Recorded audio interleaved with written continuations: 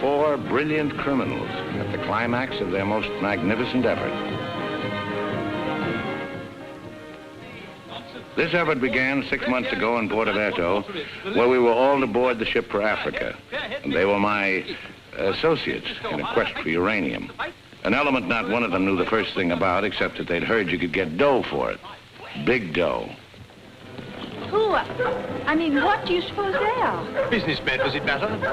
Well, if we're going to be on a small boat with them for weeks and weeks. I only said they might be fellow passengers. Harry, we must beware of those men. They're desperate characters. What makes you say that? Not one of them looked at my legs. Good morning, Mrs. Janrother. Good morning, Billy boy. Care to join us in a stroll? Turn up the liver, sweat out the toxins, help nature to help you. Wouldn't dream of it. Really, Billy, you mustn't be so offhand with Mr. Peterson. If I were to treat him with more than common politeness, he'd misunderstand and try to push me around. Mr. Peterson is a bully. Billy, Huh? did you see this? That man in London has been killed. What man? Paul Van Meer, high-ranking official in the Colonial Office, was stabbed to death early this morning by an unknown assailant outside a club in Soho. This is the third crime of violence to occur in that vicinity within the past month. What is it, Billy?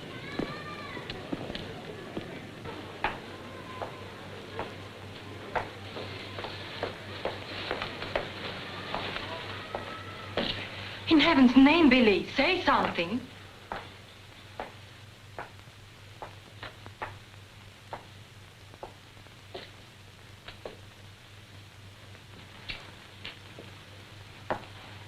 You understand, of course, that Peterson arranged this. It seems there's been a lot of violence around there lately. I don't pretend to be a fool. But look, Billy, this happened early Tuesday morning. We'd all left London well before that. What about Jack Ross? What about the galloping major? But I thought he only stayed behind to get that phone call from Mombasa, if it came through.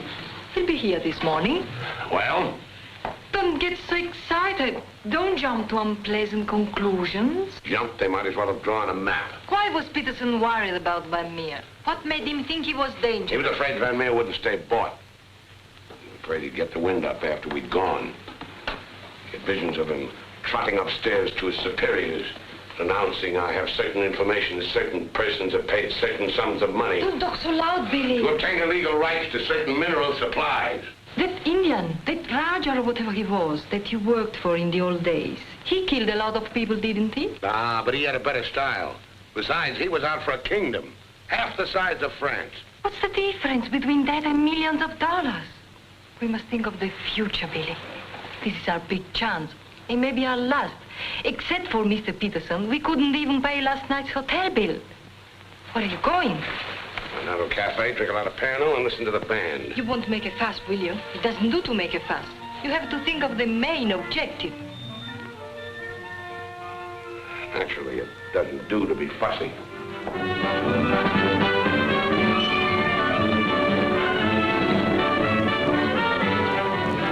It's your move, Gwendolyn. Gracias.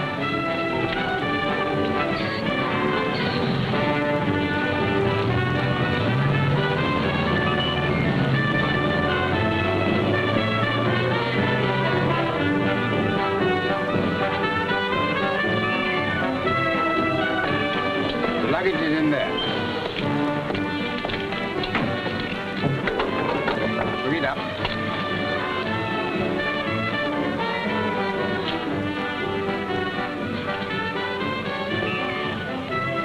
Harry, look, the desperados. Not quite in our contract, Billy. Hard liquor before noon. I'm celebrating. Celebrating what? The safe arrival of the major. He came galloping in a minute ago looking tired but satisfied. I take it his mission was accomplished? Yes, but it's getting on for lunchtime, gentlemen. I'll see you later, Billy. Your move, Gwendolyn. Gwendolyn, it's your move. Oh. Check. Closed. Are you sailing on the Niagara? Africa bound. So are we. Oh, my name is Chelm. This is my wife. How do you do? My name's Dan Rutherford. How do you do? Are your friends sailing too? The whole kit and caboodle. You're a very mysterious group, I must say. Really, Gwendolyn? How so mysterious? Well, for one thing, you all appear to be of different nationalities. Your move, Gwendolyn. Check. I have a theory about you and your friends. Correction. My associates. As a matter of fact, I think you're doctors. Evil ones, I mean. You're going to the heart of the jungle where human life is cheap to perform ghastly experiments which require the sacrifice of thousands on the altar of science. You must excuse my wife. She has a very lively imagination. Checkmate. I don't know how you expect me to play a decent game when you keep talking all the time. Harry's been all out of sorts today. Usually he's a wonderful loser. Good morning, Mr. Danrada. I bring you the captain's compliments, along with the sad news that the sailing of the SS Nyanga has been postponed. Now, look here. This boat is definitely, most definitely scheduled to sail at 2400 hours. Scheduled, Mr. Chelm, but not, I fear, destined to do so. Propeller gone, or is the captain drunk? Oh, of course the captain is drunk. But the real trouble is with the oil pump. Well, it's not good enough. Simply not good enough. Quite right, sir. But you're putting it too mildly. The present oil pump is no good at all. Well, how much delay does this mean? Oh, to locate, bargain for, purchase, and install a new one will require, I should say, more than a day, less than a fortnight. Utter hopeless inefficiency. Probably it isn't the oil pump at all. Just making it an excuse to hang about and pick up extra cargo. Guns or opium? I wouldn't be surprised if she turns out to be a smuggler. What a miserable place to be stuck in. Squalid, fifth-rate port. Ever been in Fuerteventura before? No, I don't know this part of the world at all. Oh, I thought not. Otherwise, you wouldn't be so upset about staying. Magnificent country. Ruins to visit by moonlight, fine stretch of beach. Back there in the hills, one of the few spots left in the world where you can get decent food and drink. It's called the Blue Pavilion.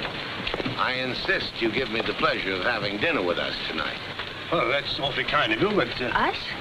You and your associates? And my wife and me. The committee? Oh, Mr. Chelm, I want you to meet a friend of mine. This is the Galloping Major. The committee wants you to toddle round. Okay. Right away. I'll be along. Better toddle. I said I'd be along. They don't like to be kept waiting. I'll lay on a car. We'll meet in front of the hotel at 6. Arrivederci. Dan Rather. An American, I suppose. Anyway, I quite like him. Time. 24 hours in the day, 1,440 minutes for somebody else to get busy on the same idea as ours. We ought to have got the plane and flown out, as I said from the start. You remember I said it, O'Hara? My name is not O'Hara. It is O'Hara. You hear? Mr. O'Hara. Yes, Mr. O'Hara. But you remember I said it? I said we ought to take a plane. Time. What is time?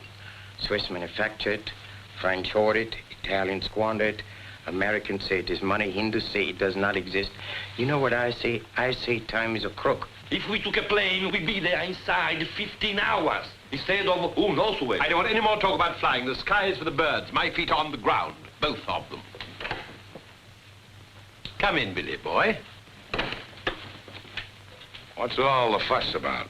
No fuss, Billy. We're merely wondering what course to pursue in view of this unfortunate delay. Join the peasants in their revels. Go to church. Write your memoirs. Very funny. I like an associate of mine to have a sense of humor. Good laugh does more for the stomach muscles than 5 minutes setting up exercises. And now that we've had our moment of fun, and all the better for it, let's get back to the question. Doesn't this delay call for a cable to your friend in British East? Mustn't send cables. Can't you get it through your heads that the population down there has trained noses? They can smell a uranium deal like a cat smells fish. But aren't you afraid, Billy, that when our little party doesn't show up on the date you said, aren't you a teeny bit afraid that your friend might use that as an excuse to begin negotiations elsewhere? If my friend were looking for an excuse, you'd find a better one in the morning papers. What do you mean? I'm talking about the untimely demise of Paul Van Meer. I'm appalled, Billy. What an unwholesome opinion you must have of your colleagues to imagine that we... Look here, Peterson, you don't have to convince me of anything. You don't care what I think as long as I don't do anything about it. And I won't, unless you ever decide to sick that knife-happy little junkie on me. Watch yourself, Larry. Now, Jack, behave yourself. Sit down. For shame, Billy. I think you owe an apology to everybody in this room. And if you're half the gentleman I know you are, I'm sure you'll make it. As I was saying, Peterson, you have nothing to worry about. My friend won't pull out unless I tell him to. For purely venal reasons, that's the last thing I have in mind. Jack, give Billy a light.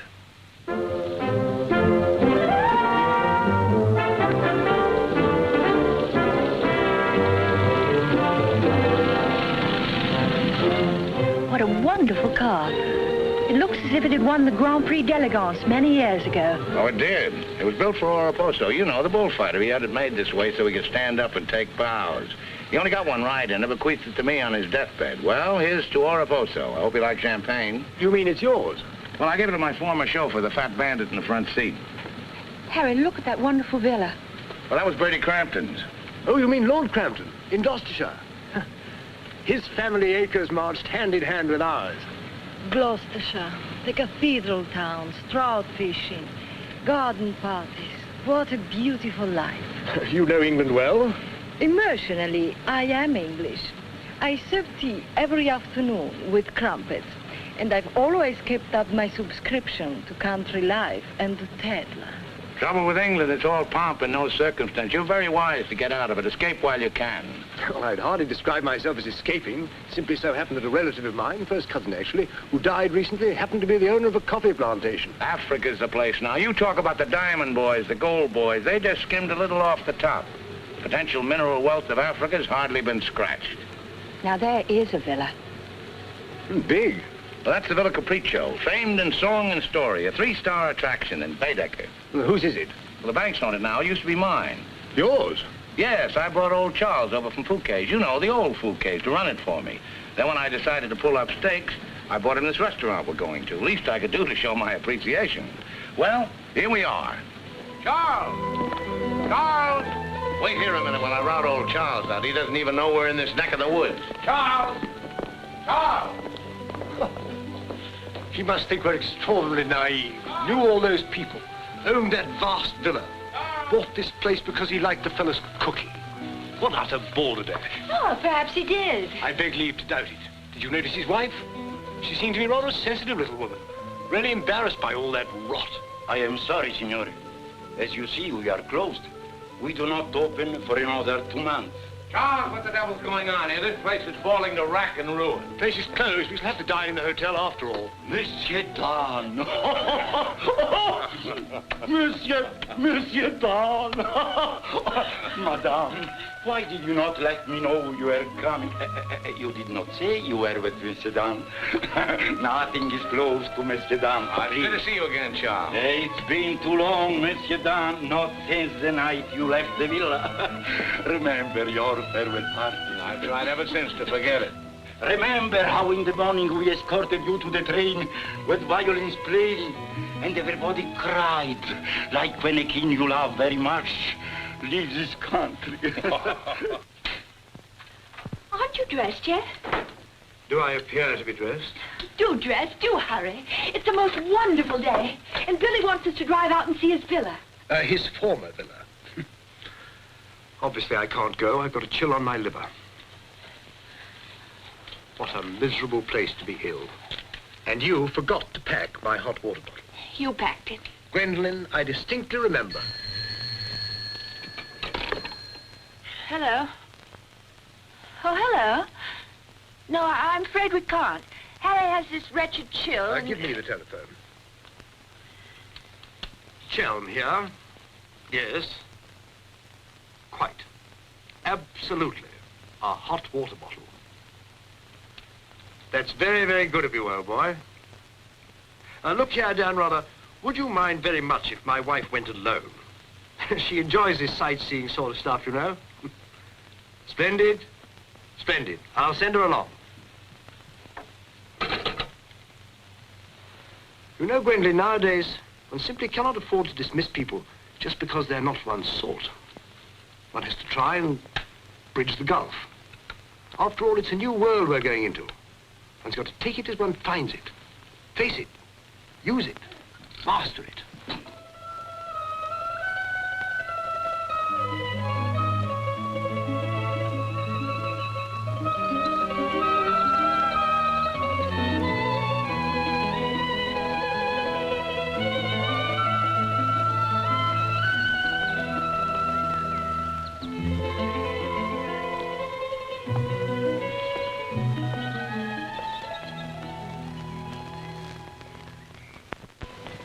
You know, I've seen Americans on the street, in cinema, of course, but I've never talked to one before. Are you a typical American? I think it's important that I should know. Why important? There are two good reasons for falling in love. One is that the object of your affections is unlike anyone else. A rare spirit, such as Lord Byron. The other is that he's like everybody else, only superior. Harry, for instance, is the very best of a type. Well, if you must know, I'm a typical rare spirit. How long did you live here? Oh, the longest I've ever lived anywhere is 2 years. But when you were a child, didn't you ever have a mother and a father, and a house and a street and a town? No, I was an orphan until I was 20, and then a rich and beautiful lady adopted me. You know my mind about your being an evil doctor. You're off to keep a rendezvous someplace in Africa sacred to the tribesmen. You're going to found a new empire and make yourself master of the riches of the world. But you need a beautiful blonde queen to impress the natives as the incarnation of the Queen of Sheba. That's why you're making a pass at me. Am I? Of course. I don't generally go sightseeing with strange men. You don't believe that, do you? Well, I believe anything you say. Do you? Well, you shouldn't, you know. You really shouldn't. Mr. Sheldon? Yes? It's I, Mrs. Bernard, Maria. Oh, come in. Tea for two and two for tea? Now, that's most awfully kind of you. You shouldn't have troubled, really. Billy told me you had a chill. Bit of one on the liver. 2 tasks. Milk, of course. Of course. I feel I should like somehow to do him a good turn of some kind. You do? Well, naturally. Oh, I see. Naturally. I think it would be nice if you were able to do something for him. Help him along. Give him the benefit of your advice. Delighted, of course. For instance. Oh, something with business. He was very pleased with that tip you gave him on the way home last night about the gold shares. I've forgotten what I told him. What was it? I don't remember either. I was listening to your voice. I wasn't listening to what you said. You see, if you were helping him, it would be so much easier for us to be together a lot out there in Africa. Was he any headed for business? Why, he's simply brilliant. I wouldn't have thought it. But of course he is. You don't suppose I'd marry a ninny, do you? If you imagine that Harry's simply going to Africa to plant coffee, you're very much mistaken. In point of fact, coffee is the least of Harry's interests. In point of fact, the land he's acquiring is extremely rich in certain minerals. Minerals which are indispensable to the production of atomic energy. Harry's land simply teems with uranium. Wouldn't surprise me to see him become the uranium king. So you see, my husband isn't such a ninny as you may have imagined. It might very well be worth your while to go in with him. The potential mineral wealth of Africa's hardly been scratched. I was telling you last night. Well, of course. It's a well-known fact.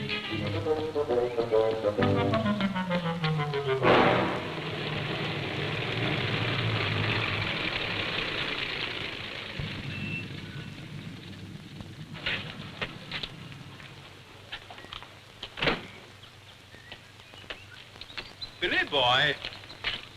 Very. I'm so glad. What an active woman Mrs. Chelm is. Is that what you called me over to tell me? Who are the Chelms? They're English, going out to British East. They have a coffee plantation. Any money in coffee?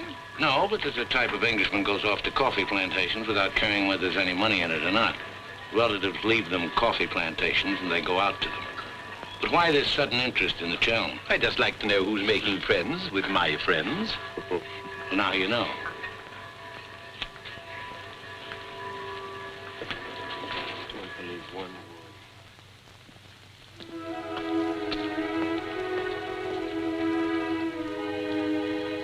You know, if I ever leave you, it will be for someone of the type of Harry Chell.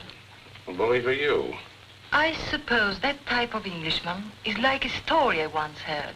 An English gardener in England was showing some Americans one of those wonderful English lawns. And of course, they wanted to know how to make a lawn like that. And this English gardener said... He said all you have to do is get some good grass and roll it every day for 600 years. I heard that story before you were born. Englishmen tell it when they're feeling down in the mouth. Just don't understand the child type. You're not even listening. You never do. Someday I'll say goodbye and you won't hear that either. One day I shall really meet my type and run off with him, and you'll be simply amazed. It's possible. George Moore said, I learned it by heart years ago. He said that each great passion is the fruit of many fruitless years. George Moore was a very distinguished English writer, you know. Except that he was Irish. Cheer up, sugar. If I make $1 million on this deal, I'll buy you an old English lawn, one we can roll up and take with us.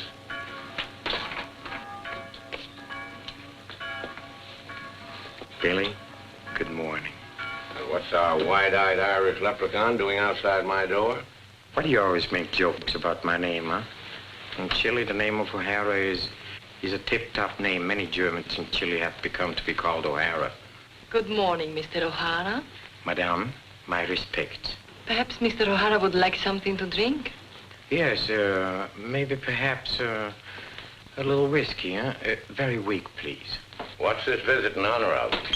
Oh, just wanted to have a little talk with you. Okay, but make it fast. Fast? I give you my word, Billy. I give you my word. I feel to you like an older brother. Oh, it's not so much the difference of age. It's probably, yes, the reason is because I come from a culture which is so much older than yours in my country. A child 6 years old is older in his heart than you'll be at 60. It smokes, it drinks, it philosophizes. At this rate, I'll be 60 before you get to the point. The point is that Peterson, Ravello, myself, we are the principals in this case. We are in with the money. We cannot switch around and turn, but an agent, it's easy to imagine that he could conceivably doesn't feel himself quite as irrevocably committed as Peterson or We're fellow passengers, I believe. Not quite yet, would you say? Too sadly true. By any chance, you don't happen to have seen your Mr. Danrother about? I don't think Billy's up yet. Not 11. He's rather a late riser. But he said... Well, anyway. I shouldn't put too much stock on what Billy says, particularly when he's had a few drinks. It's not that he means to break his word, he just forgets that he's given it. Charm and dependability so seldom go in one package. There are exceptions, of course. Your husband, I imagine, from his manner and behavior, is one. Oh, yes, very. Well, quite heavy. I'm so looking forward to meeting your husband and having a chat about Africa. By all means. I understand he's in coffee? You make it sound like a total American. Part of Africa we're going to is due for some pretty important changes. In my opinion, things will be booming out there before you can say Jack Robinson. I do hope there won't be too many changes. It's completely unspoiled out here with some of the loveliest scenery in the world. I can't imagine anything more lovely in the way of scenery than to have a few acres of gold and diamonds cropping up on a piece of land I bought for a song. Heaven forbid. Next thing there'd be big, ugly holes everywhere and great, horrid machines instead of lovely scenery. Anyway, I don't think my husband worries much about money and business, that sort of thing. Really? I mean, to appreciate my husband's point of view, one has to understand his background. Those lawns, hundreds of years in the making. Those immemorial elms. Those walls hung with family portraits. Generations of them. Those great echoing galleries. where so much of English history is being made. Taxes must be terrific on a place like that. What would people like the Chelms care about taxes with their kind of money? I mean, when a family's been a power in the city of London for so long, one of the great financial families. Power in the city? You mean? Oh, yes, of course, one of those Chelms. I'm surprised you know about them at all. Very few people do. They prefer to work behind the scenes. I find it rather hard to believe that a man in your husband's position would go to Africa just for the coffee planting. You're very quick, aren't you? In point of fact, he isn't. In point of fact, he has a very special reason. So I suspected. It has to do with sin. Sin? Since the war, my husband has been almost exclusively concerned with spiritual values. He feels that if he can get away there, in the heart of Africa, he will come face to face with essentials. He wants to work out the problem of sin. Sin? Why, yes, of course. Isn't that what we're all most concerned with? Sin? Gwendolyn, what are you doing here? I thought we were supposed to meet on the beach. Harry, I want you to meet Mr... My name is Peterson. Been having the most delightful talk to your wife. She tells me you're interested in spiritual values. I myself am vastly Harry, concerned. we'd really better be going. You'll excuse us, Mr. Peterson? What have you been telling that man? Nothing, Harry. He got onto the subject of religion, and I just happened to mention that we usually go to church on Sunday. Billy, I think it is high time you take stock of yourself. Can you truthfully say about yourself, I, Billy Dan Reuter, have acted fairly and squarely to my associates, huh? But of course he can, Mr. O'Hara. Everybody knows Billy's the soul of honor. Shut up, sugar. Perhaps he's the soul of honor, and perhaps appearances are deceiving. You mind telling me what it is I'm supposed to have done? Nothing. It's your conduct. Your conduct doesn't...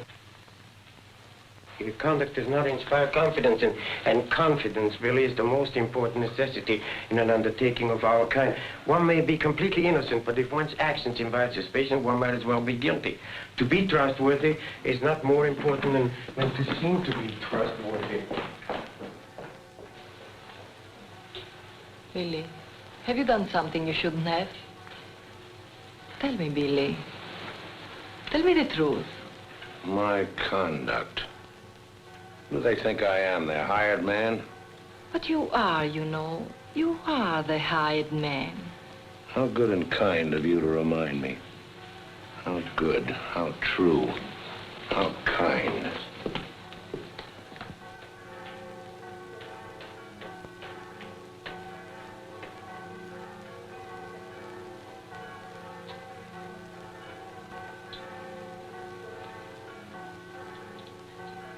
Oh, I say, Dan, rather good to see you. How about a drink? Well, Oh, come on, my dear fellow, let me buy you a drink. Oh, Gwendolyn, don't forget to send one to Aunt Beatrice. Can't understand it. Gwendolyn distinctly said she'd join me on the beach. Then I come back and find her sitting there in that cafe. Extraordinary creatures, women. Well, let's drink to them. Pano. Scotch.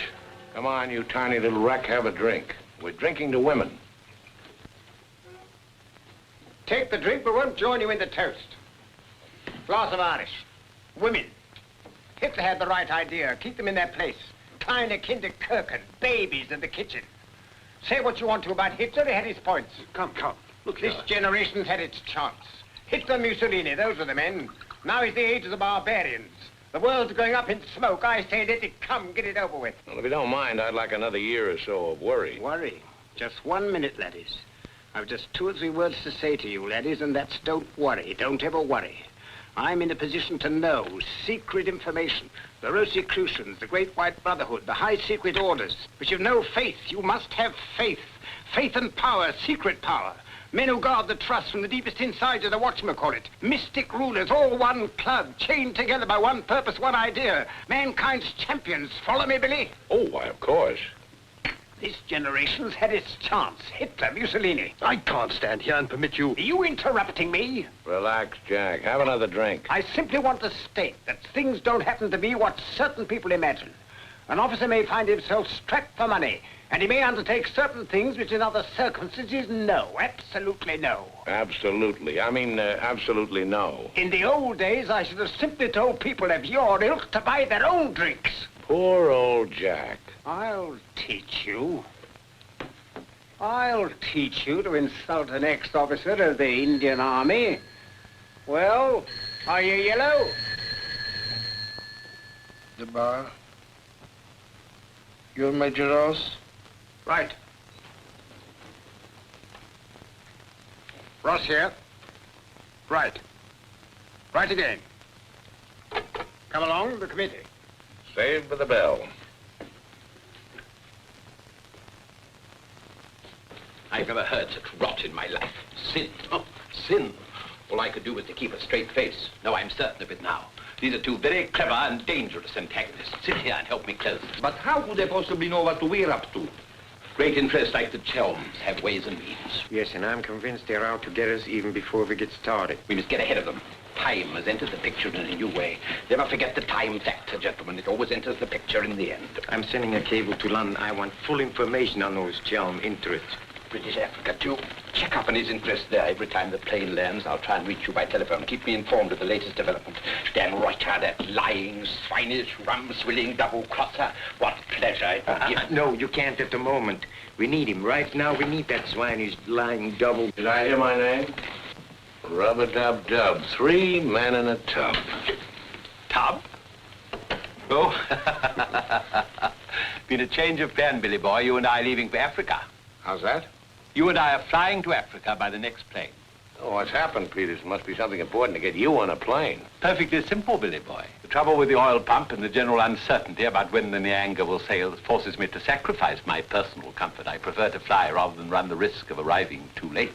Well, there's also such a thing as arriving too early. What do you mean by that? Well, the land doesn't come up for auction for a couple of weeks. My friend can't make his move until then. If we sit around British East all that time, somebody's going to start wondering who we are and ask questions.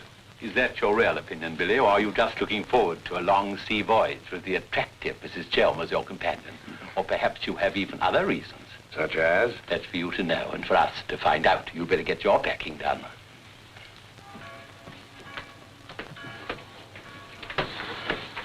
Billy? Where are you going? Off to Africa, flying. Just like that? Aren't you even going to kiss me goodbye?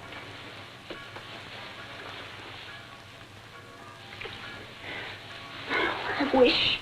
Don't say it. What? That you wish we'd never met. You'll be coming on the boat, and in Africa we'll get together and... I think I hate you.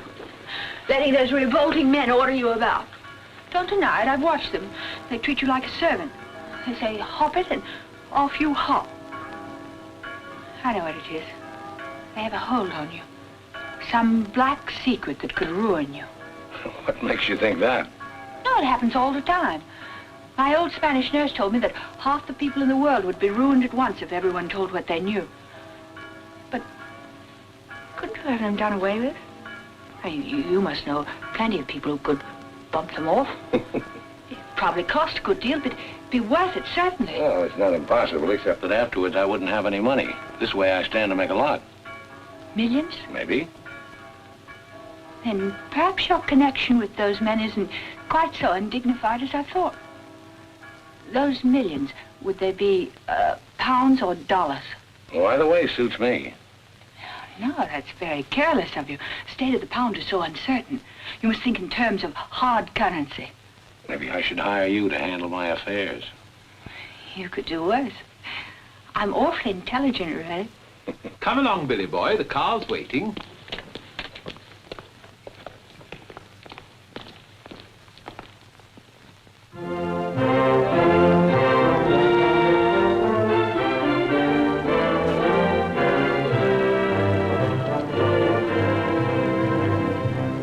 Can't get faster than this, we'll miss the plane. Press on! Press on!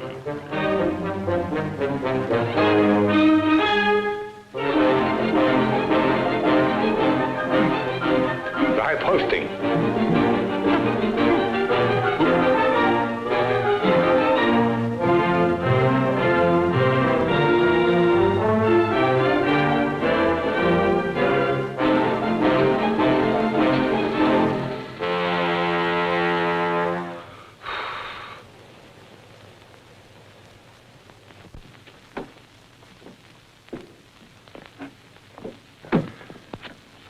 Bisogna spingere.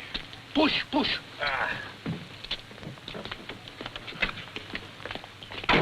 Come on.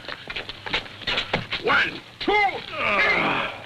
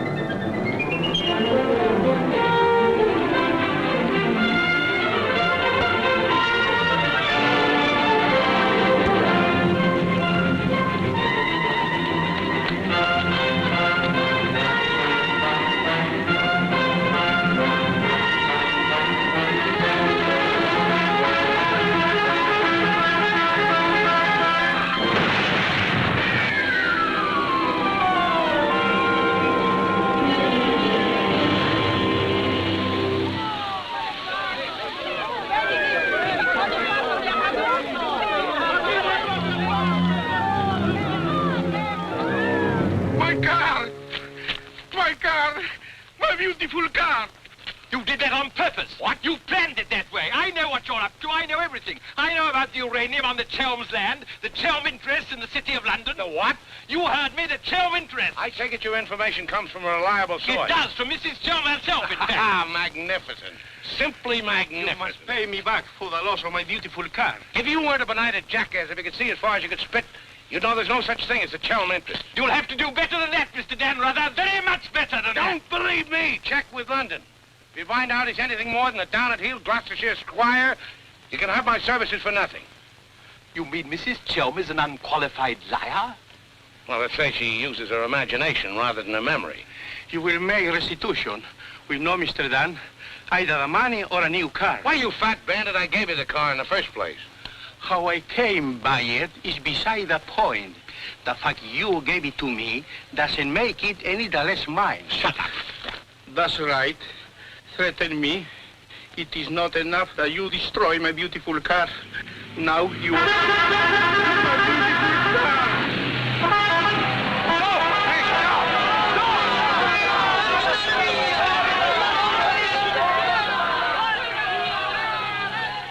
More than anything, I want Billy to make a grand success out there. Oh, as you care so much about money, I should have thought you would have left Billy for some rich man. I shouldn't think Billy would mind, really. I mean, neither of you are in love or anything. You are a strange girl. Of course I love Billy. Actually, I adore him. And Billy loves me very, very, very much. That's why I trust him with his little unimportant amours. And what does he say about yours? But, darling, all husbands like their wives to seem attractive to other men. Be sure you explain that to Harry. I'm going back to the hotel.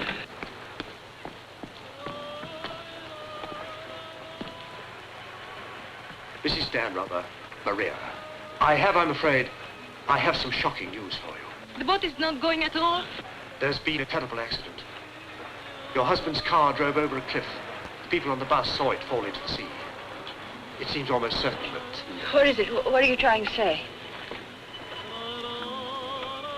He's saying that Billy is dead. It's become necessary to redistribute the stock in our company. Stock? What good is the stock now?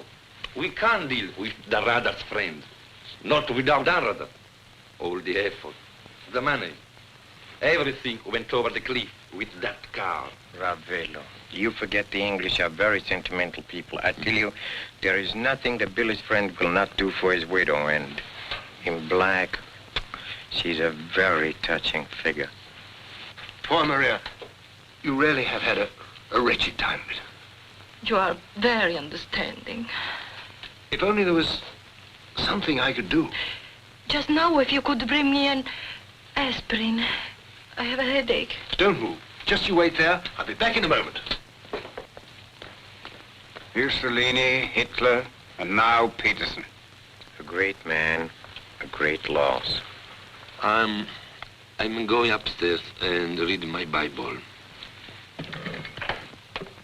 Why all the clothes? Maria has a headache. What's the matter with you? Go away. My dear girl, I'm as sorry about Dan Rother as you are. But after all, it isn't as if he was one of our oldest friends. I was in love with him. He was a very pleasant acquaintance. What did you say? I was in love with him. Really, darling, have you no control over your romantic fantasies? I loved it. Can't you hear me? I love you. I love you. Oh, rot. You're just dramatizing again. By George, you were right, after all. I did pet it. Oh, what shall I do? I feel so I was drowning. He's dead. He's dead, and I'm left in a fool like you. I tell you what to do. Have a bit of shut-eye. You wake up in an hour feeling your old self again, and there'll be no more silly stories about falling for a middle-aged roustabout. So? Oh, please go away. I'll just take these to Maria.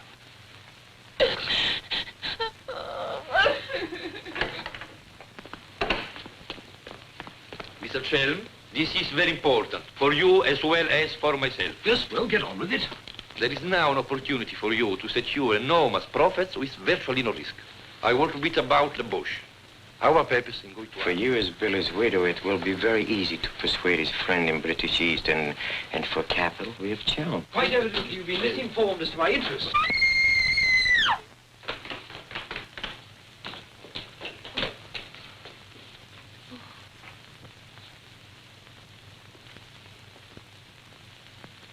What's the matter with all of you? Somebody dead? Car. It went over a cliff. We thought you'd both been killed. Dan Rother, I'm delighted to see you're alive, but your wife is in a fainting condition. You mean you're not dead at all? Obviously, I'm not dead. I knew you weren't dead. I knew it. I counted 13 backwards 13 times. My old Spanish nurse said if you did that, a miracle would happen. And you see it has. Ladies and gentlemen, I bring you the glad tidings. The captain is sober and the SS Nyanga will sail at midnight.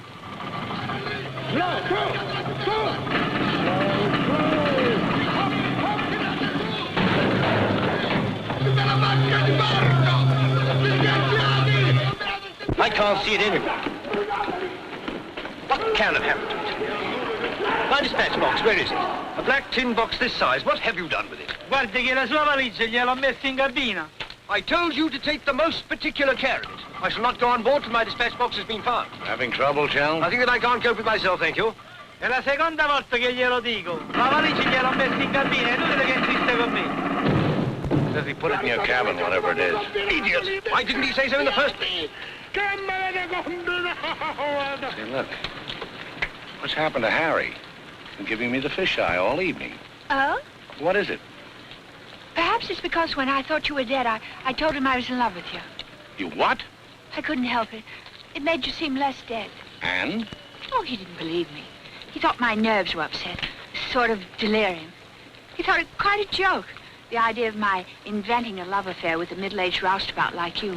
That's what he called you. Well, now that I'm back in the flesh, you'll begin wondering about that delirium of yours. I suppose seeing you alive is different from thinking of you dead. You're just great cooped up on that tub with a suspicious husband. Billy.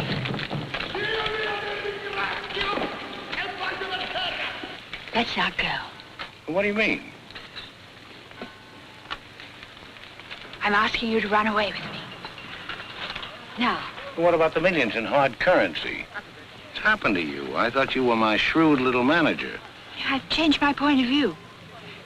I thought we'd get to Africa and you'd make your fortune and everything be wonderful, but now I think it's all too risky. Too many things can happen. I want us to cut and run for it right now. You really mean that? With all my heart. Oh, no, that's impossible. Why? Well, for one thing, Mrs. Danrother might not go for the idea. She's not quite as sophisticated as you are. Please, Billy, listen to me. I've thought it all out. We'll take the bus and catch an express for somewhere. The shot's not on the table. You're not in love the way I am. If I loved you 1,000 times more than you say you love me, it still wouldn't make any difference. I've got to have money. Doctor's orders are that I must have a lot of money. Otherwise, I become dull, listless, and have trouble with my complexion. But you're not like that now, and you haven't any money. It's my expectations that hold me together. You really mean that, don't you, darling? Sure, I mean it. And your main reason for wanting lots of money is so that you'll be ever so attractive and I'll love you more and more. That's right, baby. I'll help you, Billy. I can, too. I'm something of a witch. My old Spanish nurse said I could have been a professional. Well, don't look now, but they're raising the gangway.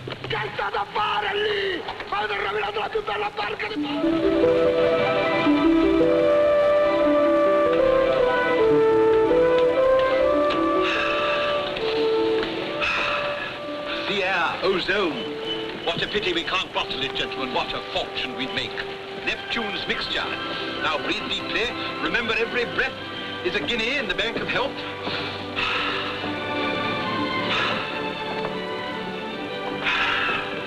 Good morning, Chell. Why, that's good. Very good indeed. I didn't know you were an artist, Mrs. Dan Rubber. I'd hardly call myself that. I only dabble. The nose is not enough long. The ears are too small. Only has one eye. Now, come along, gentlemen. We must not dawdle. Blow the man down, bully, blow the man down. Blow, blow, blow the man down. Blow the man down, Betty, blow the man down. Good morning, Mrs. Chelm. Let's hope she breaks her neck. Blow the man down, bully, blow the man down. Blow the man down, bully, blow the man down. Blow, blow, blow the man down. Blow the man down, bully, blow the man down. Give me some time to blow the man down. Mr. Peterson? Mr. Peterson? Radiogram.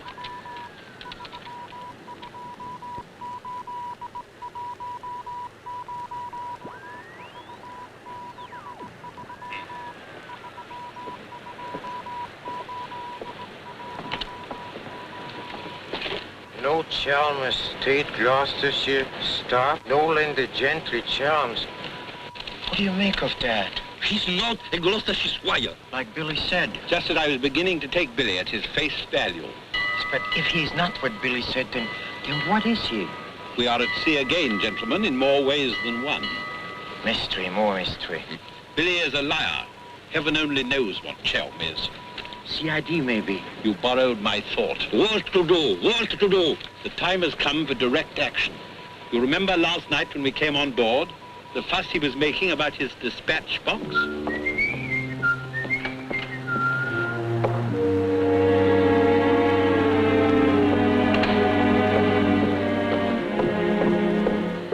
I love colors. Working with them is an endless puzzle.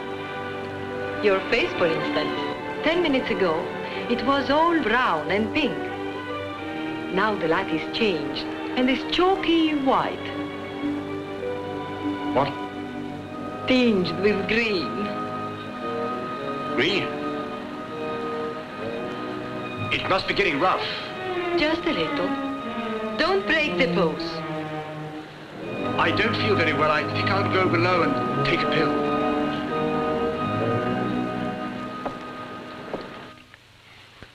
It's incredible. Harry Chelm is just Harry Chelm. nothing, nobody, a ruddy refugee from Earl's Court. With a hot bottle. Look. And the letter of introduction to the secretary of the governor. The secretary, mind you. Disgusting. Purser! Eyebox! Feet up and down, isn't it, sir? It's gone. Oh, yes, indeed. Major Ross took it. I saw him sneak it out of your cabin. I like to keep my eye on what goes on aboard the ship. Where did he take it? I believe Mr. Peterson's cabin. In fact, I'm sure.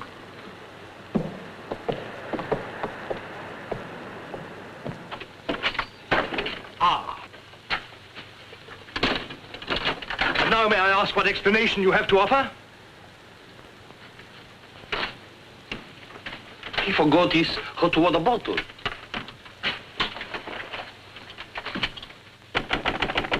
Billy? Come in. Billy, have you heard what's happened? I've seen the paper in days. It's not funny. They've stolen Harry's dispatch box. Who stole his dispatch box? That dreadful little major. He took it to Peterson. They went through it. It's all your fault. I suppose you know that. My fault? Well, the poppycock you've been peddling, all that junk about the Chelm interest in London, uranium on your land. Well, in a way, you're the one to blame. I'm the... I mean, you acted so superior. I was falling in love with you, and I couldn't bear it for you to think I was just a nobody. Married to the son of a boarding house in Earl's Court. The son of a what? A boarding house. That's what Harry's parents do. They run a boarding house for decayed gentlefolk. But the way he talks, the way he acts, I thought It's just that he sees himself in a place in the West Country with trout streams and horses, leading the life of a country squire. It's not his fault if people take it for granted that he has a place like that. He's never once said that he had. Well, country gent, son of a boarding, whoever he is. I suppose I'd better get his box back. Oh, he got it back himself. But then there's no harm done. Except that Harry's gone to the captain. He's going to have them put in irons. He is what? He says that's what they did in the Royal Marines. Look here, Skipper, there's a perfectly simple explanation for all this. I happen to own a dispatch box which is very similar to Mr. Chelm's. When I didn't find it in my cabin, I asked Major Ross to see if it had been stowed away somewhere else by mistake. The Major found what he thought was my box in the saloon with some other luggage. The box has been in my cabin ever since we sailed, under the berth. As soon as I saw the box, of course, I realized at once that it wasn't mine. I simply opened it to find out to whom it belonged so that I could return it to its rightful owner. I can't conceive why this gentleman should imagine I should be interested in a box containing patent medicines. I'm not a hypochondriac. Purser, tell the captain exactly what you told me about the box. Why, sir, you asked me whether I'd seen it, and I said it might be the one I'd seen being carried along the passage by Major Ross. You distinctly told me that you'd seen it being taken from my cabin. Oh, you must have misunderstood. You were rather ill at the time, if you remember, sir. That's all, Purser. He's been bribed. He's in league with these criminals. Just a case of a misunderstanding. That's how I look at it. Now, what about a little cognac? To wash away any ill feeling. I don't care for a drink. And let me assure you that this matter is far from settled. While rifling through my personal effects, I feel certain that you must have noticed I had a letter of introduction to the Secretary of the Governor. I suspect he'll be much more interested in what I have to say than this gin-soaked so-called ship's captain. You mind your tongue! Any more intelligence? The other one I put in irons. As far as I'm concerned, this is a close incident. Look, you've got your box back. Why don't you forget the whole thing? What possible interest do you expect the Colonial Office to take in? On the contrary, I expect them to show considerable interest in a gang of crooks who are trying to swindle the country out of vast uranium deposits.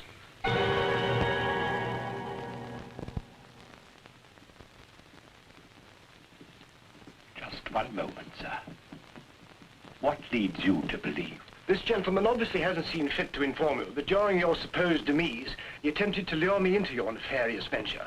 Unfortunately for you, he acquainted me with all the pertinent facts, facts which I intend to communicate to the proper authority at the very earliest opportunity. I thought you were dead. That's what they told me. Everyone told me you were dead. And if you were dead, we head to a fresh capital. Didn't we? You, Ravello, my own partner, sneak up behind my back and try to cheat me. The milk's spilt. It's no good crying over it. Get after him, Billy. Calm him down, talk to him, see if you can't get him to change his attitude. I'll try, but I don't think it'll do any good. I don't know why we have to worry about Chelm's attitude. Talk's no good. Conversation never convinced anybody. I say put an end to words. Shut up, Jack. Time factor has entered the picture again. This time, fortunately, it's working on our side. 2 weeks before we reach port. That should be plenty of time to convince our friend, Chelm. I beg you, please end all this trouble. If things go on, either you will be done away with before we ever get to Africa, or you will leave and denounce Peterson to the authorities, and that will be the ruin of all my plans and hopes. In the long run, you'll do much better to get clear of these people. They're thoroughly undesirable. The long run. I'm tired of the long run. I am not even thinking about them, or about myself. It's only you that concerns me, Harry. No need to worry about me. Ever since I met you, you fill my thinking. You are becoming an obsession. Don't you understand, Harry? I am deeply in love. Maria. My dear.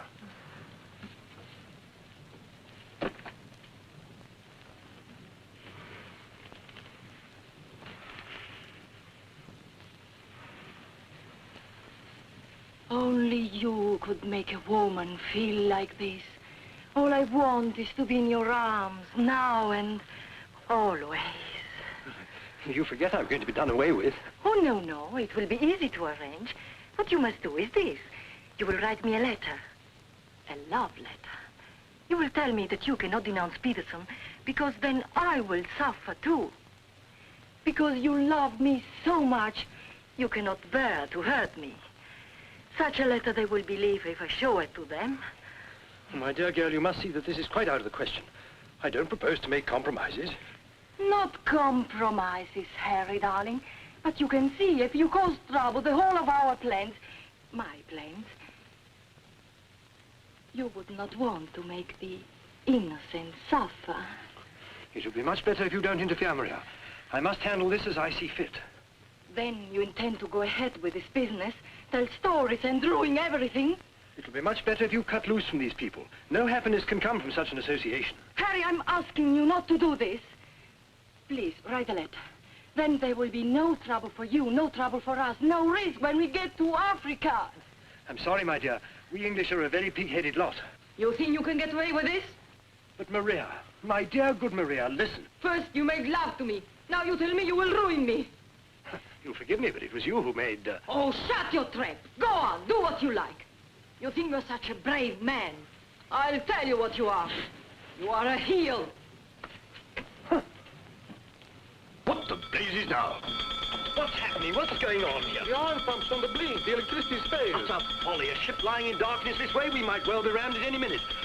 I'll tend to this myself. Which way is the engine room? The passengers are not... I'm sure your chief engineer will welcome the advice of an ex-officer of the Royal Marines.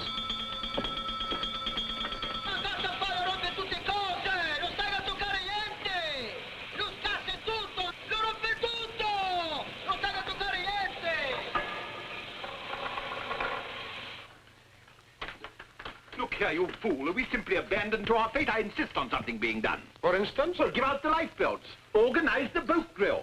The clientele are requested to remain calm. To remain calm? Does the captain feel no sense of responsibility for the lives of his passengers? It's my opinion that the captain doesn't feel much of anything at the moment. Do you mean to say he's drunk? The fellow ought to be made to walk the plank. I'm afraid just now he cannot walk at all. But this is outrageous. Oh, down, old man. What have you got to worry about? We're only adrift in an open sea with a drunken captain and engine that's liable to explode at any moment. Perfectly ordinary situation. Happens every day. But just in case any of you are still at all anxious, let it be known that Mr. Chelm has taken charge in the engine room. Who's taken charge? Harry, and he'll foozle it for sure. Shall I get out the hymn books? Your husband claims to have learned all about engines and such things when he was an officer in the Royal Marines. If he ever was. In point of fact, not only was he an officer, but he once won a medal for jumping into a sea of fire to rescue someone. It's only a bit of wreckage, not a man, but that wasn't Harry's fault. Just a slight error in judgment. Oh, the lights, they come on. He must have fixed it. Impossible. The engines are turning. We are underway. I still say it's impossible. Ladies and gentlemen, may I have your attention for a moment? I'm happy to inform you that the oil pump is now in perfect working condition. Putting it right was no great accomplishment for anyone with the slightest mechanical bent. Anyhow, we may now proceed without further delay and in absolute safety. Oh, Harry, you did. You fooled it. But when you wrecked my ship, where is your terror? Forward, please. Captain wants to see you. There you are. You devil! You wrecked me on beautiful ship! Nothing of the sort. Some scallywag down there sabotaged my work out of pure malice. You explode my engine! Keep your head down. Let's all behave, little gentlemen. Say I understand, Mother. I can handle the brute. What happens now? Do we get the lifebelts? Do we abandon the ship? There's no immediate danger. The passengers were pleased to return to the saloon. We're heading for the nearest port, and there seems to be some chance of our making. Let's go. Come along. Now, who was last down? Last. Billy boy, be a good fellow and make a fourth at bridge. The Major has no head for cards. A few rubbers will soothe all our nerves. Oh, thank you. I'll soothe mine with a double scotch. In fact, I think I'll make it a triple. No ice, no water. Right, sir? How about you, dear Mrs. Dead Rubber? Little bridge? Oh, so sorry. I have the most fearful headache. I think I'll go to my cabin. Oh, what a shame. Well, boys, we'll have to make it cutthroat. What about Harry here? Maybe he'll take a hand. That, under the circumstances, is a most unsuitable suggestion. Gwendolyn, I must ask you to either move to another table or else leave the saloon. Harry, for heaven's sake. I don't care for my wife to associate with an associate of criminals. Don't be absurd. Billy's not a criminal. He's the best friend we have on this boat. We're not in need of such friends. You need any friends you can get. The only thing standing between you and a watery grave is your wits. That's not my idea of adequate protection. Purser, how much longer before this ship reaches port? If we ever do get to port, it should be within 14 or 15 hours. That's a long time. Sit down, make yourself comfortable, have a drink. Enjoy the Major's piano recital. Come on, Peterson, buy us a drink. I'm afraid I can't accept hospitality from persons who I intend in a few hours' time to denounce in a place of justice. 2 spades? I admire your sang-froid, Mr. Peterson. Or perhaps you don't think I'm serious. We shall see. 3 clubs. Gwendolyn, are you going to do as I say? Not when you speak to me in that tone. Not when you try to order me about. In that case... Where are you going? On deck, where the air is less polluted.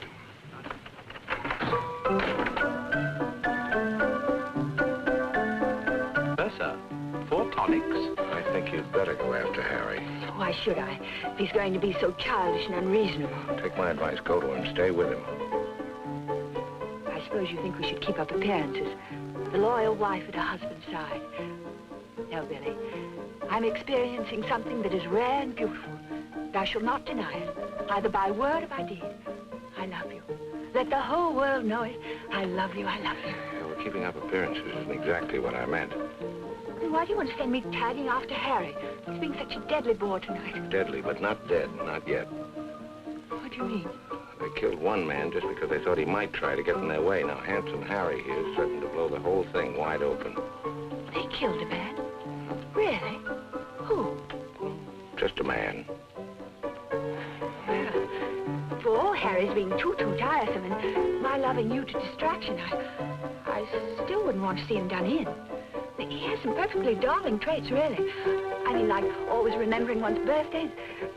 No, we simply mustn't let anybody murder Harry. Now, keep him in your cabin. Never let him out of your sight. Keep him under lock and key. Oh, Billy, that awful music. It's so loud. It comes right into our cabin. Peterson, tell the Major to soft pedal it. And while he's about it, he might change the tune. Oh, don't you like it? It's one of my favorites. I'm afraid he doesn't know any others. Do you, Jack? Oh.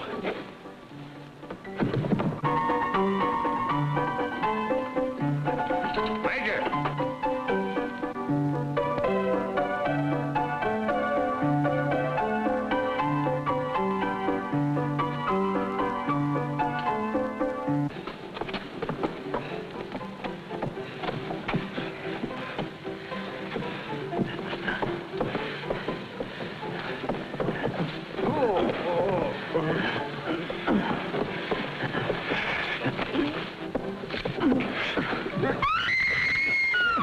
Do I hear a lady screaming?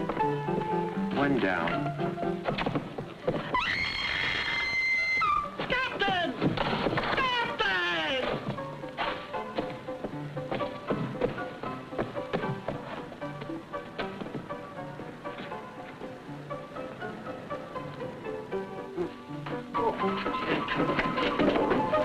What happened?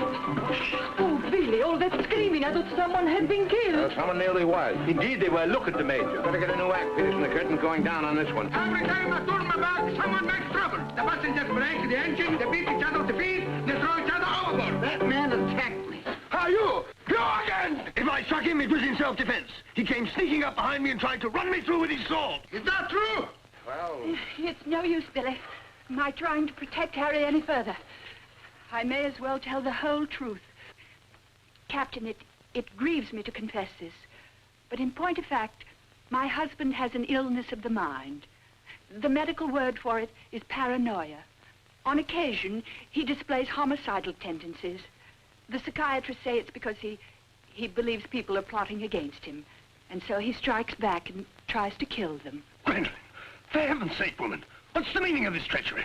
Believe it or not, Harry, I'm doing it for your own good. He knows. He saved my life. He'll tell the truth. I wouldn't contradict the lady. You wrecked my ship! You tried to kill the passengers! But I'm not safe for the ship. That's why you against me. Let me go. I'll kill a lot of you. I warn you, Captain. When I kill you... Poor Harry. It's awfully sad.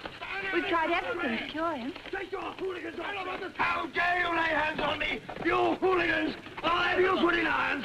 You'll be the ones in irons. Good, good. We'll have no trouble from you. Scum! Mongrels! I'll bring you to book. Every one of you. Every man jack of you. After all, it was the only solution. Harry's safely locked in his cabin, where those beastly men can't do him any harm. On the other hand, he can't say or do anything now to interfere with your making that fortune in Africa.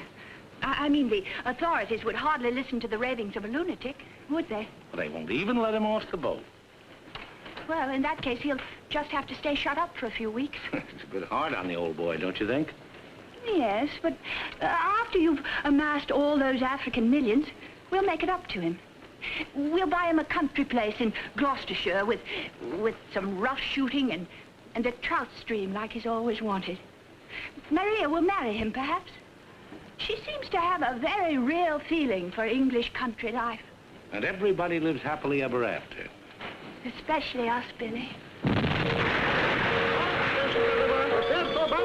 What's going on? I believe, sir, that we're sinking. Board station, everybody. Close your lights. We're sinking.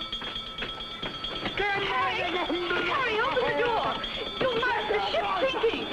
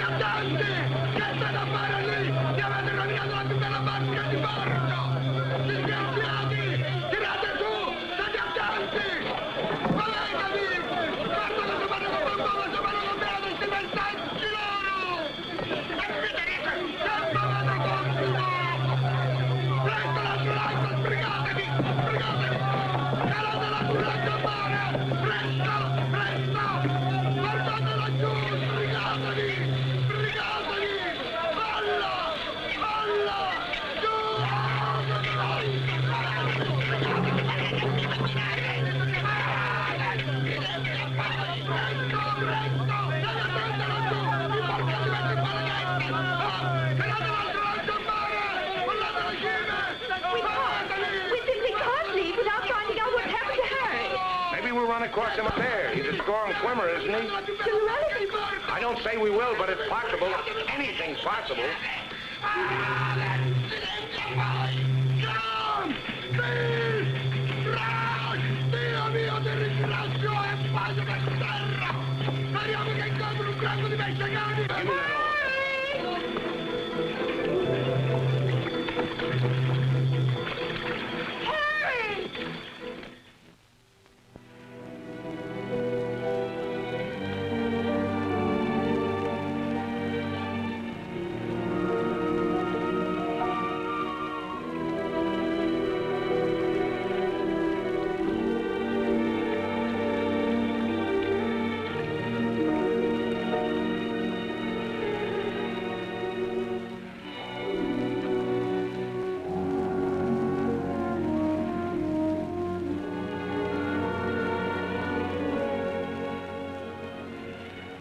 Where do you suppose we are?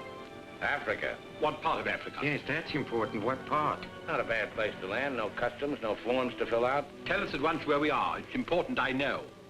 You mean to say there are parts of the Dark Continent where you won't be received like the prodigal son? Olio. What's that? Olio.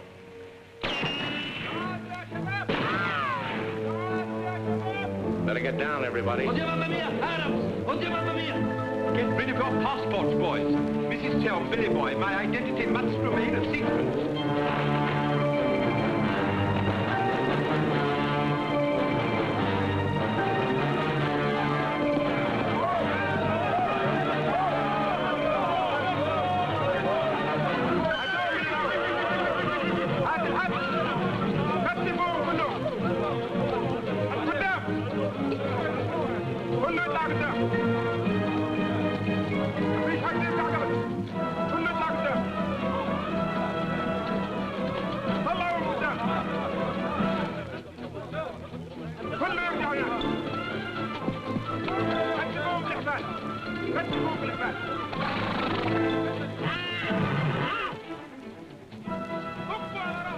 What's that? It was a company that sold arms to the Arab legions. Wait a minute, that rings a bell. Some of the equipment we sold them was defective. Been too long under the water in the Gulf of Leyte. The Arabs claim they lost the war because of rusty guns and dud ammunition. For heaven's sake, be quiet. If you go on like that, I'll see you drawn and quartered.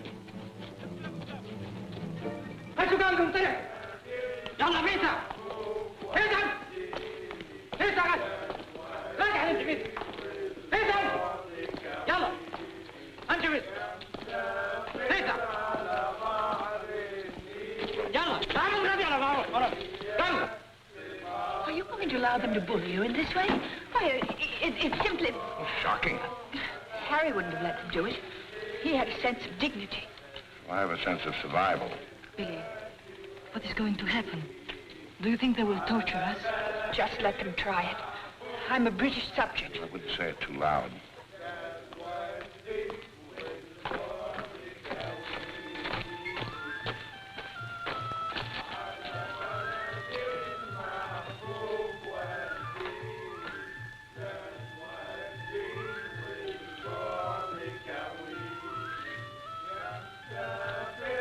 We shipwreck.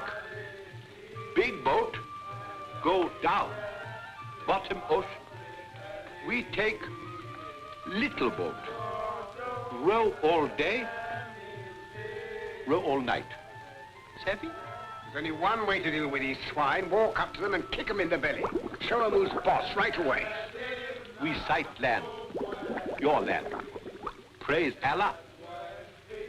Come ashore. Suddenly, boom, boom, boom. No good way to treat shipwrecked people. You will please to hand over your passports.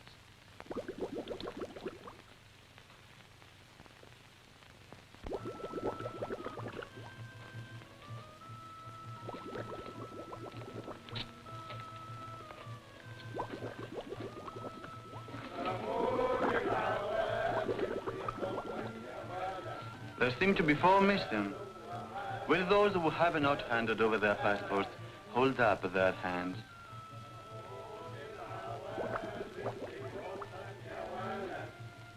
All left on board ship, Your Excellency. A terrifying experience.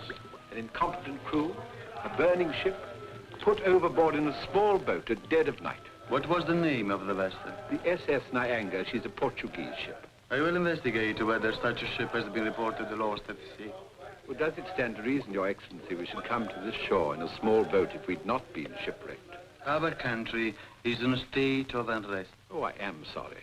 Agents of certain foreign governments sometimes try to enter it by stealth, hoping to fan the flames of revolution. Therefore, we check carefully on the activities of strangers. But surely, Your Excellency, in our case, one look is sufficient to convince you of our innocence.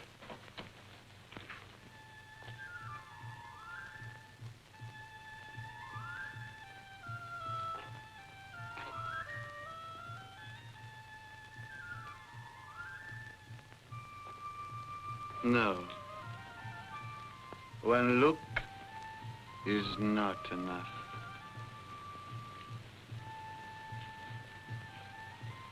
If you think we're the enemies of your country, the logical thing is to boot us out. Send us packing by the first available boat or train. We shan't object. We've got important business elsewhere. Where is elsewhere? Central Africa. And what sort of business? Vacuum cleaners, sewing machines. Ah, yes. Businessman. All going to Central Africa to sell vacuum cleaners. Hat to hat, I suppose. And you, sir, I take it, are the head salesman, the ringleader of this group. Oh, no group. We met for the first time on board ship.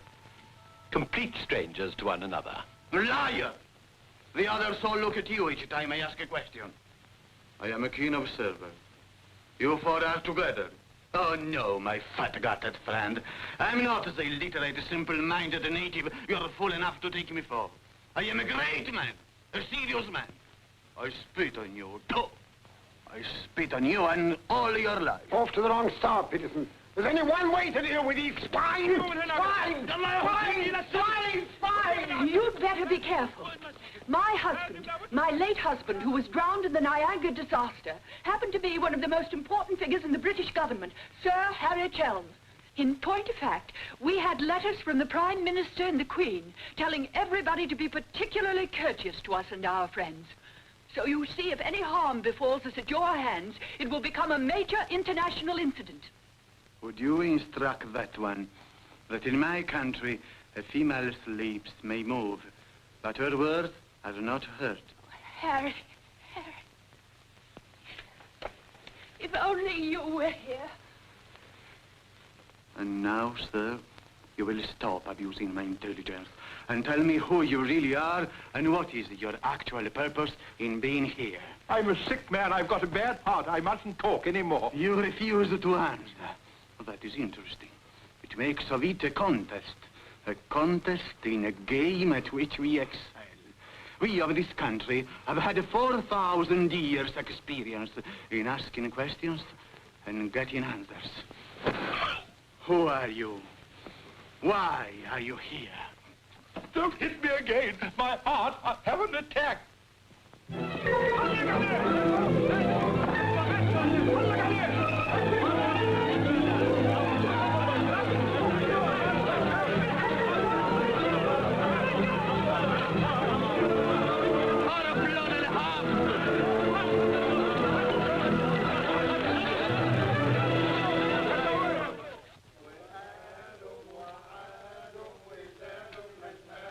Billy's led a thoroughly decadent life.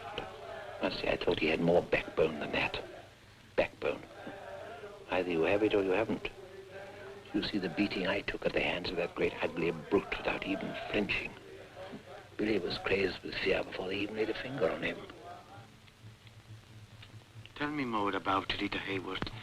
You really know her very well? Do I know Rita? Do I know her? I'll give you a letter of introduction. She'll fall an immediate victim to your charms.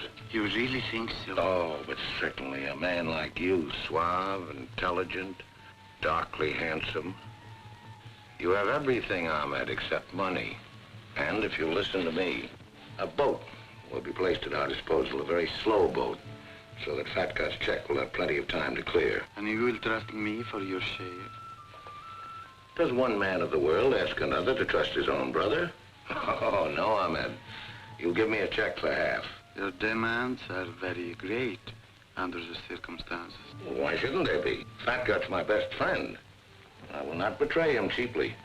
You are certain that you are the friend of the peerless Rita? Come, Ahmed. Line back to business. Very well. 50-50. Oh, by the way, Fat Gut's nature is noble like ours. He might try to bargain. I do not bargain with a puffball like that. It's beneath my dignity. It'll be dawn soon. The correct hour for a firing squad. But if we have him shot, what about the money? Well, I was just thinking that if he had a volley at the psychological moment, he might not be so inclined to haggle. I believe you must have Arab blood. Westerners are not usually so subtle. يلا يا علي نمسك الراجل الثخين. يلا بينا يا سيدي. يلا. Look, Halamite. Look, Halamite. Where are you taking me? I won't go. I demand to see a doctor. Would you say that in Paris, among smart people, the Rolls-Royce or the Cadillac is considered more chic? Well, that's no problem at all. A man in your position should have both. Ah,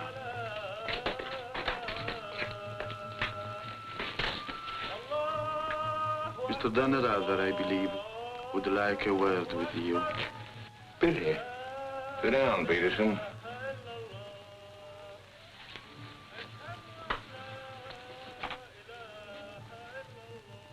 I've been talking to Ahmed here, and, he's made the phone.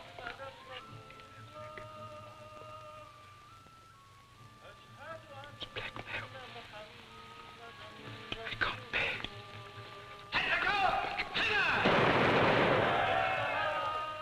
What was that? Firing squad. It's execution day. Will he take a check?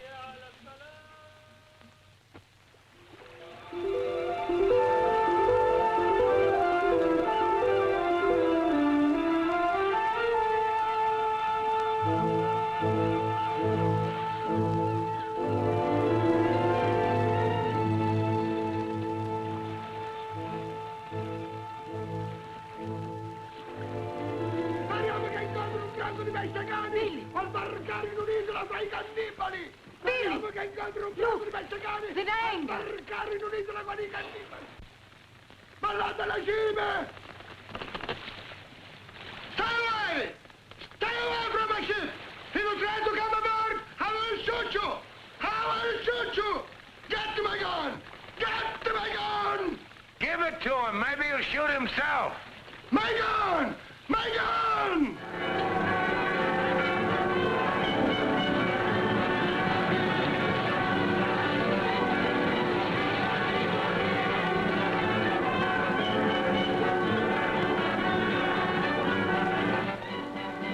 Excuse me. Are you Mr. William Donnerather? That's right. I'd like to ask you a few questions, if I may. Oh, I'm sorry, not now. Forgive me, but it's rather important. Yes, it always is. I was a newspaper man myself once. Very well, you may quote me as saying that everybody was heroic except Mrs. Donnerather, who ate all our boots. Very amusing, but I'm not a reporter. Oh? Jack, go to the phone, make reservations. The first plane to Nairobi, 6 seats. Yes, and if they don't have any, talk to the right man and tell him if he kicks other people off the plane, we'll make it worth his while. I always said we ought to take a plane. You remember I said that, Mr. Horror. I said we ought to take a plane. Mustn't dawdle, Billy boy. Great deal to do and not much time. Those were the other members of your party? Yes, I'd like to talk to them too. Oh, what's it all about? I believe you were acquainted with a Mr. Van Meer, now deceased. Peterson, you and the boys better come back down. The gentleman here wants to speak to you, Mr. Jack Clayton of Scotland Yard. You take your wine here or upstairs, Mr. Dunn? No, we'll have it here. Care to join us in a drink, Clayton? No, thanks. It's a bit early in the day for me. I read somewhere that a Scotland Yard man never accepts a drink from anyone he intends to arrest. Is that true, Mr. Clayton? Quite so. Mrs. Donnerather? No, I'm Mrs. Chelm. This is Mrs. Donnerather. Well, how do you do? Well, I wouldn't dream of alarming you lovely ladies, so perhaps I'll have a glass of bubbly after all. Peterson, how do you do, sir? How do you do? Ravello. And, Mr. O'Horror. O'Hara, Julius O'Hara, delighted. No, I'm the one to be delighted. It had begun to look as though I'd never catch up with you people. That would have been a bit embarrassing. You see, this is the first time I've ever been abroad on an investigation. I've spent quite a lot of money. And my chief can be very sarcastic about the money one spends, particularly if you fail to deliver the goods. Mr. Clayton is presently interested in the Van Meer murder case. The Van Meer murder case? Oh, yes, yes.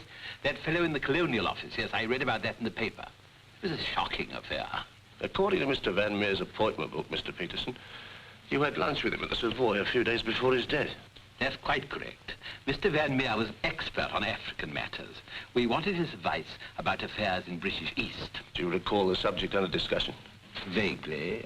Crop yield, the native labor situation. Inches of rain. Vaccination, shorts. How long did you know Mr. Van Meer? Oh, a couple of months. We met half a dozen times. Did he ever make mention of any enemies, business or otherwise? Did he say anything about romantic attachments? I mean, did he name any women? No. I should have been very surprised if he had done. Mr. Van Meer struck me as being every inch a gentleman. Oh, of course, of course. Well, that's all. Unless somebody has anything further to add. I have. I think you ought to know that the business of one of these businessmen is murder.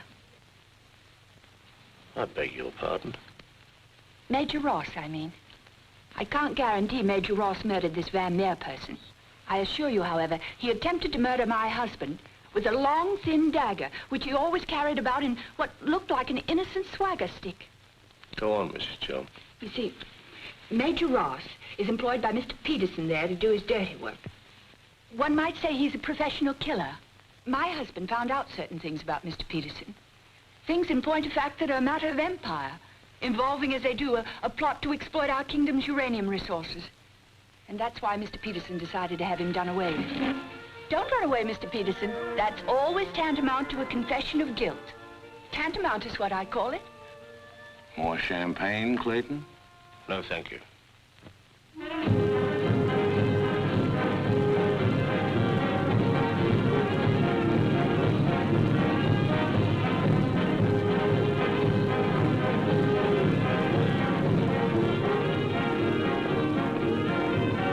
As I said before, very smart fellows indeed. Should you ever think of me in Earl's Court, that's where I'll be, helping Harry's parents with the lodgers. Should you ever think of me, try not to let it be too harshly. You kiss her too, Billy, and tell her she's forgiven. Sure, sure. Goodbye, Billy. Bye.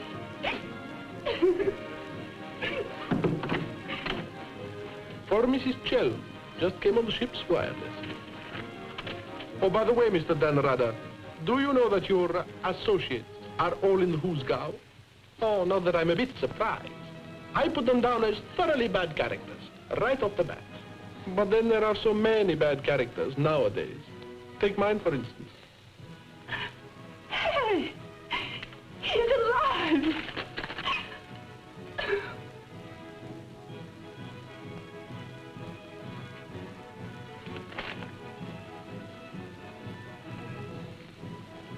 Oh.